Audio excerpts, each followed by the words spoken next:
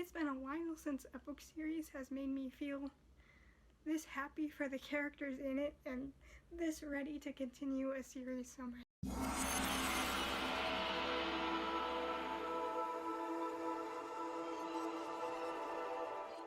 Welcome back to another bookish review. Today we are going to be talking about A Court of Wings and Ruin by Sarah J. Maas. This is the third book in the Court of Thorns and Roses series, so if you have not read the other two or have not watched my other two videos on those two, skip this and come back to it once you have read it because there will be spoilers for this book. Starting, however, we are going to read the summary. Feyre has returned to the Spring Court, determined to gather information on Tamlin's actions and learn what she can about the invading kings threatening to bring her land to its knees.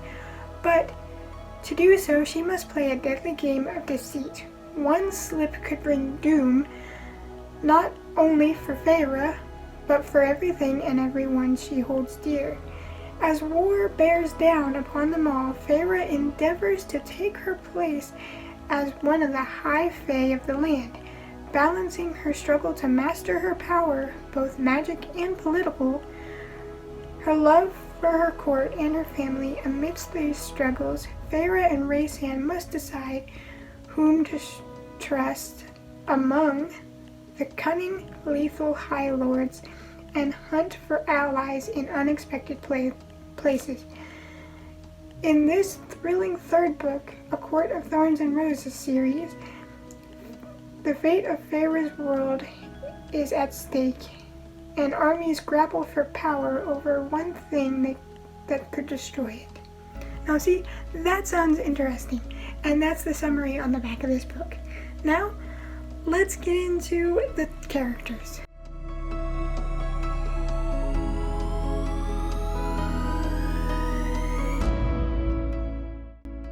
Now, the characters in this book are the same as the first two because it's the same series.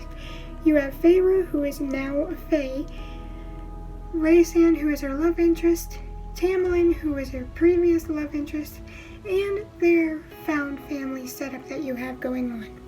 But I will say that I think Sarah J. Maas is a phenomenal character writer. Like, phenomenal might be a strong word, but her characters seem like they could be real people. They're never too overpowered, even though a lot of them are these super strong, very powerful fae. They could always be beaten by somebody else. No matter how powerful you think one of the characters is in this world, they struggle. They come against someone that's stronger than them. They never feel overpowered because of that.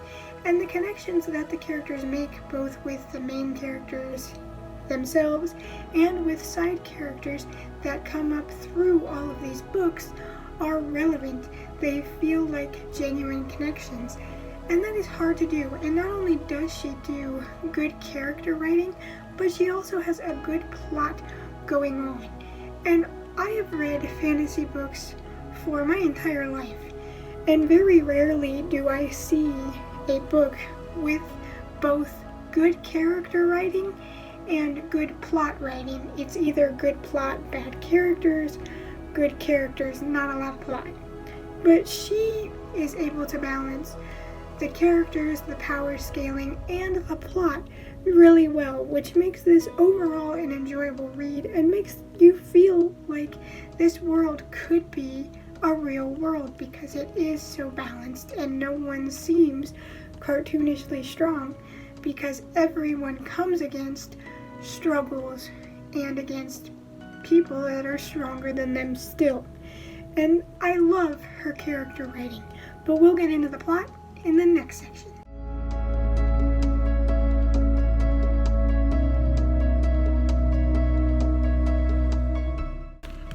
So as I've said, this is the third book in A Court of Thorns and Roses series. And if you remember in the last book, Feyre was taken by Tamlin.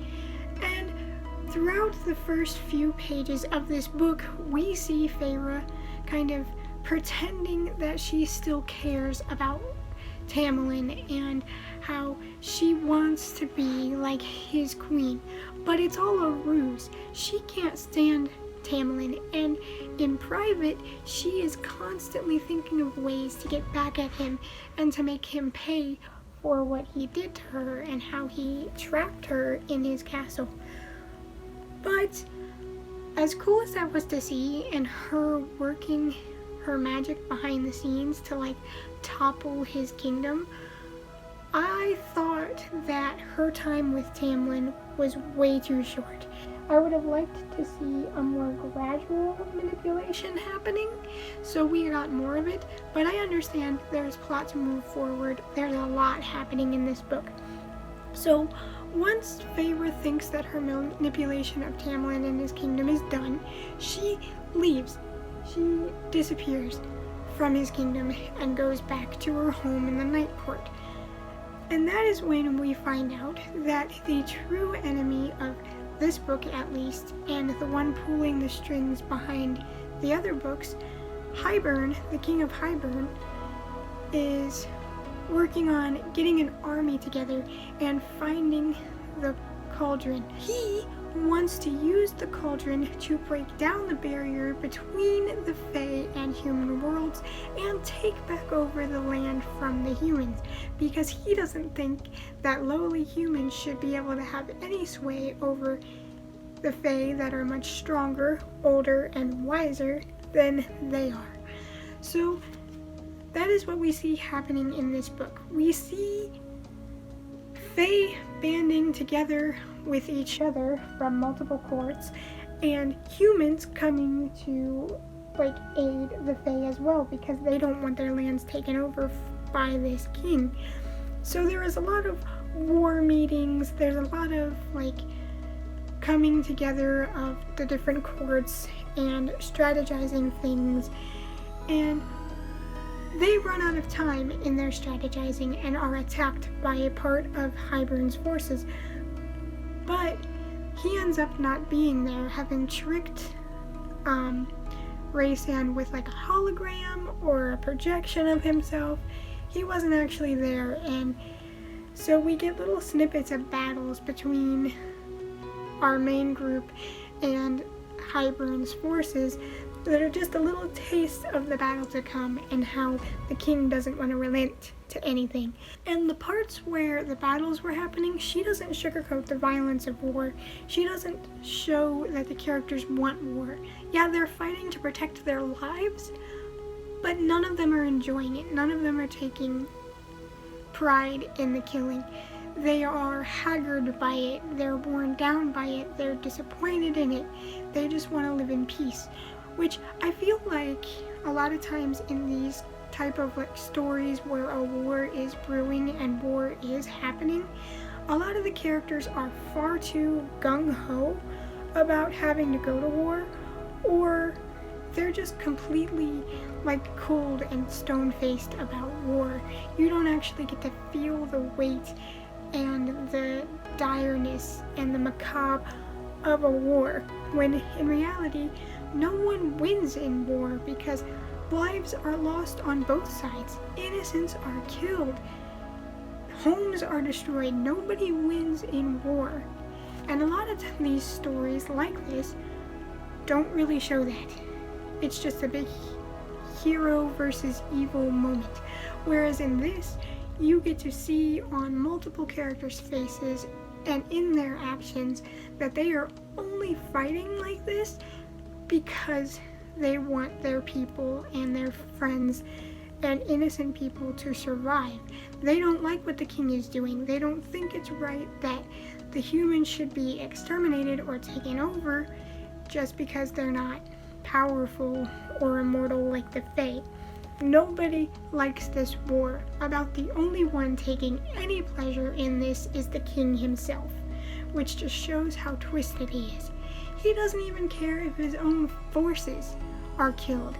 He just sees them as pieces on a chessboard, easily expendable. Whereas every loss that is seen by the heroes of the story is felt. They are sick to their stomachs. They throw up. They feel torn down and disheveled, and all of them are wishing to never have to fight a battle like this again, but knowing why they have to fight it, because if they don't fight it, they will be trampled and extinguished, and Hybern will take them all out. It's a very good thing to show the brutality in war and the sadness of it.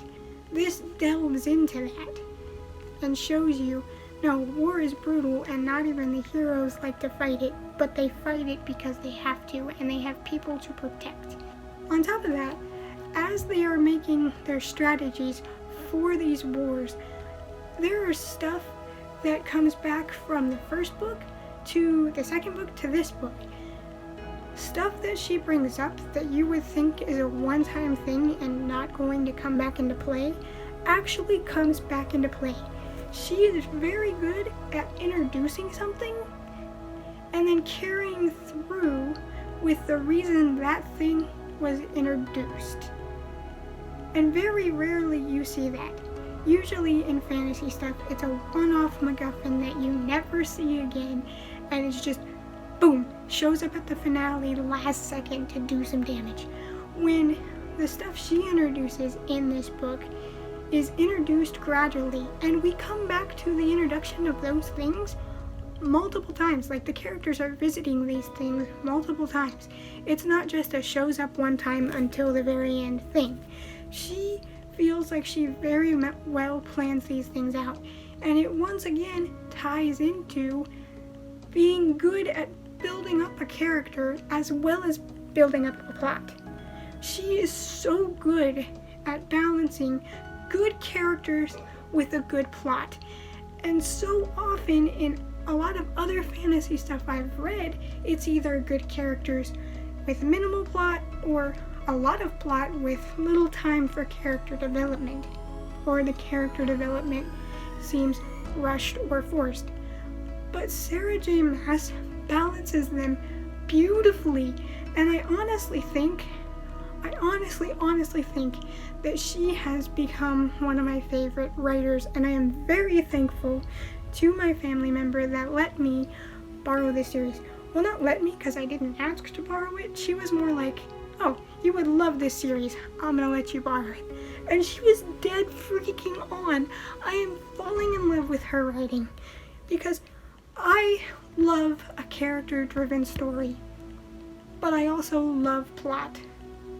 So often, more times than not, I'm sitting here wanting for more because I hardly ever get both in a story.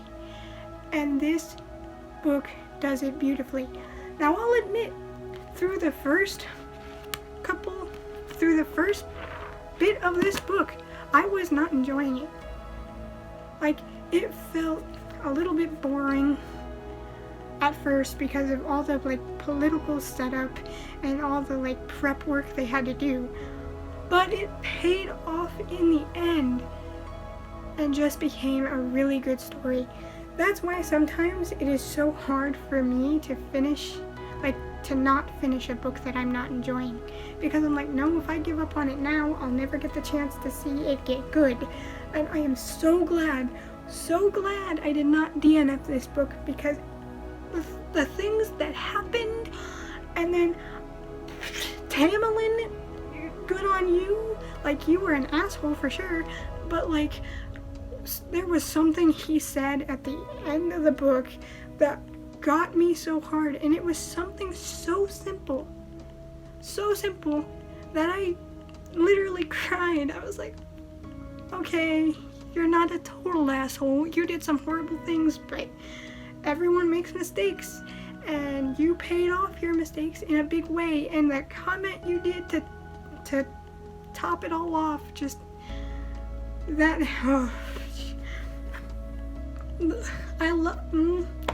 I can't. This is such a good series, and if you haven't read it yet, I hope I didn't spoil too much for you. I try to structure these videos in a way that talks about the books and says what I want to say without spoiling them. I give spoiler warnings because it's inevitable. I'm going to spoil some things. But my goodness, if you have not read this series, don't listen to what other people say, whether it's good or bad. just read it and form your own opinions, because it's worth a read. And if you love character-driven stories, it has that. If you love plot-driven stories, this has that. And honestly, I cannot wait to go into A Court of Frost and Starlight. This is a very short book at only 229 pages. I could probably read this in 2 days, maybe less. But I am so excited, even though it feels like the first 3 of these books could be a trilogy and wrapped up really well. I want to see more of these characters. I want to see them rebuild a world that Fae and humans can live in harmony. I want to see these characters succeed. I want the best for them. And even Tamlin, who I've been calling an asshole in especially the last video, is okay in my book again. He made some mistakes. He paid them back in a big way. And I want to see these characters happy, and I cannot wait to continue their story. Although, the one that let me borrow this did say that this book starts to get really steamy, so we'll see how that goes in a bit. But I am so excited. I love these characters, I'm loving this world, and I love her writing. Okay, I'm gonna shut up now. I've done enough glowing about this series, but it's been a while since a book series has made me feel this happy for the characters in it and this ready to continue a series so much. So I'm gonna shut up now. Hope to see you next time. Bye guys.